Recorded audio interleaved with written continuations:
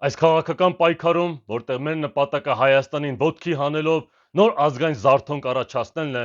ամենևին բավարար չէ դեմ լինել ընդամենը ներկայիս կառավարությանը։ Իրեն ազգայնական համարող արժանապատիվ հայը պետք է նաև դեմ լինի ամբողջ նեոբոլշևիկյան քաղաքական համակարգին եւ նրա պարտվողական ու դավաճանական քաղաքականությանը, որը ծնում է իշխանության եւ ընդդիմության շարքերում գործող նման խղճուկ, ստրկամիտ ու վախկոտ հայադավներին։ Մենք մերժում ենք նեոբոլշևիկյան ճահիճից առաջացած նախկին ու ներկա բոլոր քաղաքական մարմնավաճառներին, քանի որ ուզում ենք կերտել իրական ազգային ապագա, հիմնադրելով ցեղակրոն պետություն, որը մեր երկրում արմատախիլ է անելու մեր ազգին փչացնող ու պառակտող ամեն տեսակ ապազգային այլասերված ու հակահայկական երևույթ, հաստատելով իսկական արդարություն ու համերաշխություն։